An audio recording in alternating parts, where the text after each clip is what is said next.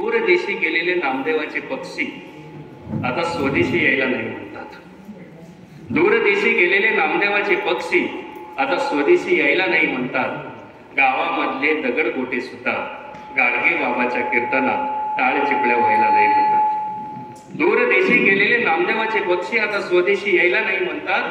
गावामधले दगडगोटे सुद्धा गाडगे बाबाच्या कीर्तनात टाळ चिपळ्या व्हायला नाही म्हणतात.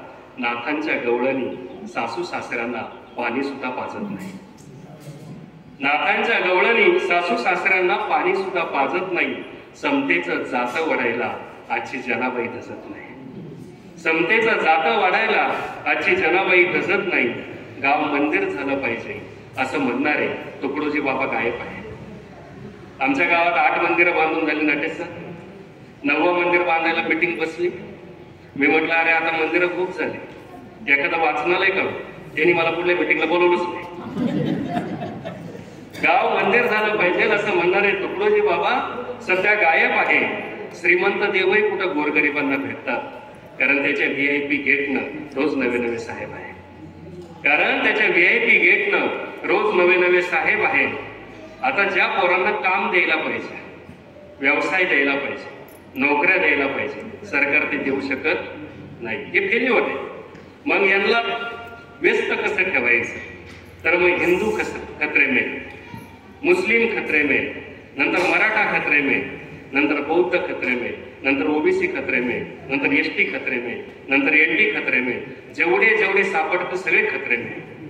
असं काहीतरी पेटवायचं, तुम्हाला भांडत ठेवायचं, म्हणजे तुम्ही काम मागणार नाही. आणि म्हणून हे जे षडयंत्र आहे आणि त्याच्यामध्ये अलीकडची निरूपणकार सहभागी, हे सगळ्यात वाईट आहे. म्हणजे पडित माळ रानावर नाग करताय पेरणी, पेरणारे नाग येतात.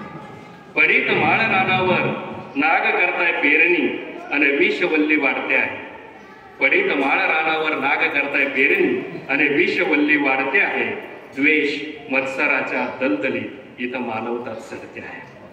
द्वेष मत्सराच्या दलदलीत इथं मानवतात सडते आहे. आणि शेवटच्या ओळी फार सुंदर आहे बघा. आता ज्ञानोबाला काय वाटत असेल, तुकोबाला काय वाटत असेल, म्हणून मी लिहिलं, हे सगळं बघून ज्ञानेश्वरीतली ओवी ताटी लावून रडते आहे आपल्या हात.